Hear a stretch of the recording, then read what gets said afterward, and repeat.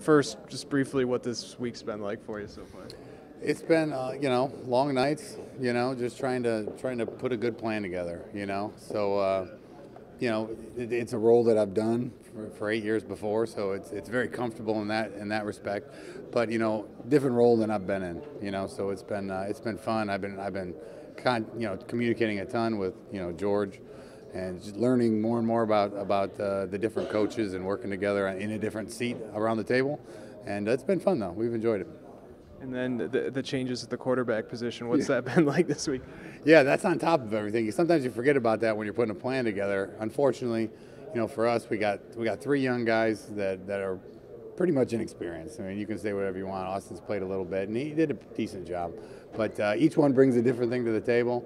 I think Coach Schaaf said, I think it was Bill Mallory, the great coach in Indiana, that said, you really don't know until you get the live bullets out there, We know a lot about the guys, but, when they get out there on Saturday and happen to be against Florida State, we'll learn a lot more about them. And they're fighting. They're in there, Hunt's in there watching film with them every day. And they're just trying to get, just speed up the learning curve as fast as they can. What's going to determine who plays when? It'll depend on how they play this week. If I feel like one's doing the best, he'll start. And then it'll depend on what they do. Two of them can run pretty good, and that adds a whole different dimension to an offense. And one of them can sit back and just throw it with the best of them. So depending on what we need, I could see guys being changed out throughout a drive. And that's something we thought about after Austin's first debut, of mixing another guy in there, especially in the red zone when you want a guy that can run it a little bit. And so we talked about that actually after week 1, saying, hey, if this happens again, we're gonna probably use 2 guys and motion in and out depending on what we need on that play. Not probably every play, but every couple plays if we need to do something. So you're not naming a starter yet? Oh no, okay. No. Can you talk about what each one brings to the table? Well, Austin's a guy that has a little bit of experience, but he can throw it. I mean, he's got an arm that's special, and he's still got to work on processing and making quick decisions. And then you have Mitch. Mitch is a guy who has a really good arm, and he's a great athlete. Super smart. His biggest thing is just making sure that he can process through reads. He gets stuck sometimes, but every test I've given in the quarterback room, he aces them. He's really book smart, and so he just needs an opportunity. And then AJ hasn't been here very long, but he's athletic. And he's the guy that when you put him in a situation, he plays better. We go through quarterback drills. He throws the ball okay. And then you put him in a team situation, and he goes to a whole nother level. So he's got that knack.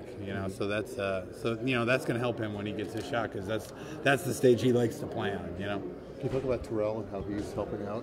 He's everywhere. Nothing's changed. I mean, he's in every single meeting, and I've gone in there 2 or 3 times, and the young guys are watching film. He's running the meetings. And so he's just we have had a long talk. Obviously, me and him are really close, and he just told him, you got to get yourself ready. You have to keep sharp. And I told him, if you act like a coach for the next 4 to 6 weeks, you'll be amazed how much you'll learn. And he's taken that to heart. And it's been fun to have him around to help me coach the young guys. Is he going to be on the sidelines Saturday? I don't know. I want him in the booth if I can get him there. I don't know if he can get up there, but I don't know if they'll let him outside. I'll have to ask. So definitely want him around, whether it's on the field to calm the guys down, or whether it's upstairs just to see things with me and read coverage and tell me what they're doing. When I might be watching the O-line for a change. I'm normally just staring at the secondary and telling Coach McDonald what the coverage was and the percentages of the coverages and how they're playing us. So I'll be looking at different places. It'd be good to have him up there if it works out. So we're staying upstairs too? I don't know. I don't think so. I think he's going to go down and signal the receivers. I'd love to have the receiver coach there. So if we make adjustments, that I have that guy there. Three-peat, Pat Riley, our GA, that does all the breakdowns for the coverage. He'll come up probably. So I'll have the guy that breaks down the fronts to my left, and the guy that broke down all the coverages to my right, and then down on the field we'll have all the coaches. So if we need to make changes, they're going to be told by their coaches. And luckily for me, we have another line for the quarterback, so I get to talk to him the entire time he's off the field. So I think it'll be a good plan for getting things adjusted during a game. How frustrated is the offense right now?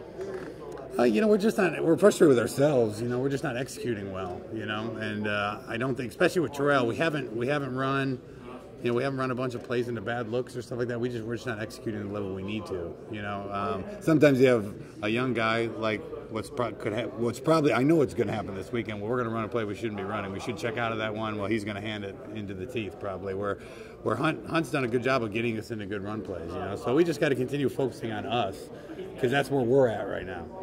Any nightmares? 3 inexperienced quarterbacks facing the defense like this? No, I've as a head coach twice, I've had to play a true freshman quarterback. Not something I wanted to do, but they were the best person that gave us a chance to win.